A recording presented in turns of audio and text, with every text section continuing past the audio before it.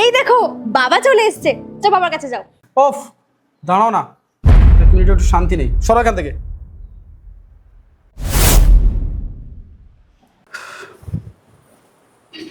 তোমার কি কিছু হয়েছে? না, কিছু হয়নি। কিন্তু দেখে তো চিন্তিত মনে হচ্ছে। শান্তি চাই একটু, 2 মিনিটে পেতে পারি? আচ্ছা ঠিক আছে, তুমি এক কাজ করো, তুমি বসো, তোমার জন্য আমি চা করে আনছি, তখন দেখো মাইন্ডটা ফ্রেশ লাগবে। আমি বলেছি চা করে আনতে, বলেছি আমি যে চা খাবো। আরে 2 মিনিট একটু শান্তি চাই, শান্তিতে বসতে দেবে আমাকে একটু? সামান্য ব্যাপারে এত রিয়াক্ট কেন করছো? এটা সামান্য ব্যাপার? আরে সকাল থেকে অফিসে কাজ করো, সিনিয়রদের তানা শোনো, আবার বাড়িতে এসে বউয়ের ঘ্যাচঘ্যাচানি প্রশ্ন সব। আরে তোমার দায়িত্ব, বাচ্চার দায়িত্ব, বাড়ির দায়িত্ব সামলাতে সামলাতে না আমি পাগল হয়ে উঠেছি। আমি আর পাচ্ছি না এসব। তুমি কি বললে? তোমার অফিসের চাকরি আর ঘরের কাজ এক না, সত্যি এক না। আর ভগবান না করুক তোমার অফিসের কাজ যেন কখনো ঘরের কাজ না হয়ে ওঠে। ঘরের সমস্ত কাজ করতে গেলে না আমাকে 24 ঘন্টার মধ্যে 18 ঘন্টা জেগে থাকতে হয়। আর মাঝে মাঝে শরীর খারাপ লাগলে তোমাদের ইচ্ছে মতো তোমরা এক্সট্রা ছুটিও নিতে পারো, কিন্তু আমাদের ঘরের কাজে না সেটা আমরা পারি না।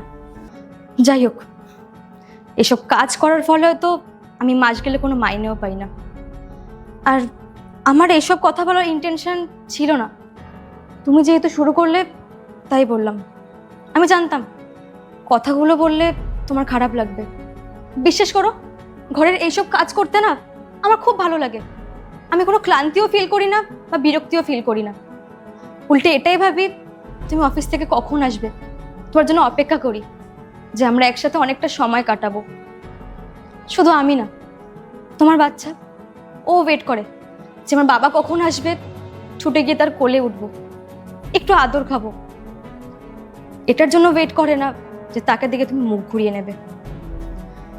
যাই হোক, রান্না করা আছে, খিদে পেলে বলো, খাবার বেড়ে দেবে।